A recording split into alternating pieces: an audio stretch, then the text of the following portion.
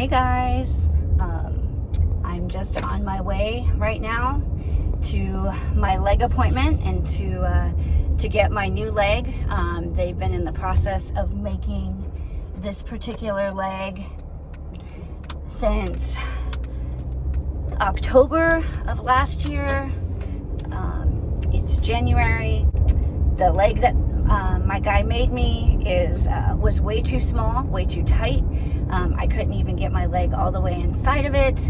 And anyway, it was very stressful. I cried a lot. I will say, when you get a new prosthesis, it is a very, very emotional process.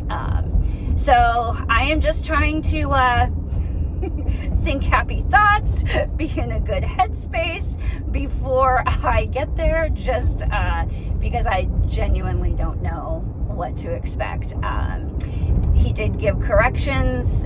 Part of the leg had to be outsourced for part of the production, and so he did give corrections and suggestions for them to do differently to hopefully accommodate for the changes that I needed for this particular leg. So anyway, I just wanted to give you an update. I'll share when I get it and what that looks like, and I'm praying that it fits and it's comfortable and all goes well. In my case, it's way better if my leg, even if it was slightly bigger than I needed it to be, that would be a little bit better because I could layer it with more socks in order to make it fit and be comfortable. But when it's too tight and I can't wear it, it's not going to do me any good. Anyway, I'll keep you posted.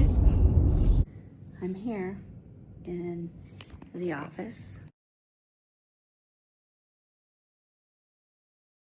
My prosthetist, which that is how you say it. It sounds terrible, but they are called prosthetists. He used to be with artificial limb specialists. He's been making my legs now. Well, he's made the last 3 legs I've had. I was fortunate enough that when I was growing up, I had the same guy who made my legs throughout my whole childhood and even into I don't know, 20 years ago. So I was very, very fortunate. He ended up retiring, and so I have been with Seth ever since.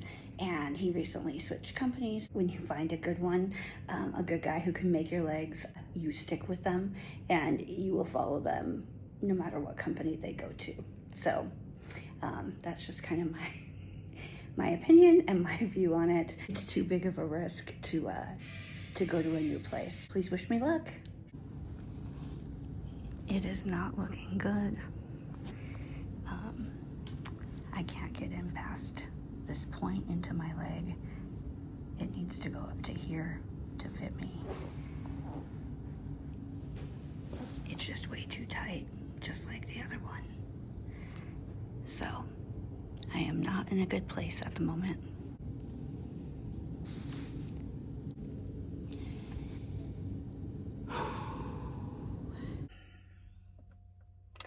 Well, that was very disappointing. I left empty-handed, and I'm trying not to cry because the whole thing is just very emotional, and the fact that they now made a second leg that is still too tight for me to wear is just extremely upsetting and very discouraging. The reason I do have to get a new leg is because the carbon fiber part of the foot is actually starting to splinter. It splinters like wood, even though it's carbon fiber. So as it breaks down, it can kind of start to splinter and eventually completely give way. Right now, what's happening is down by my toes, because of the pressure of all the walking over the years, that's where it's starting to break down. So it's not terrible, but it is not extremely reliable. So I'm not sure how long this foot is actually going to last me, which is why I absolutely have to have a new leg made. And my issue now is that I got it made in 2024, which my insurance covered 100%, which I'm so grateful for because I was having sciatic nerve issues last year.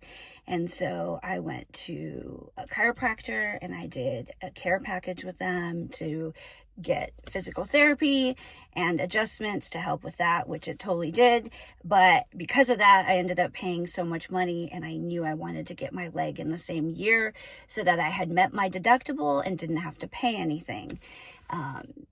So right now, this company that I'm with is going to have to incur all the costs of now outsourcing this leg project again because they did it wrong a second time. So I always feel terrible in that scenario. And but yeah, he's supposed to get back with me and let me know.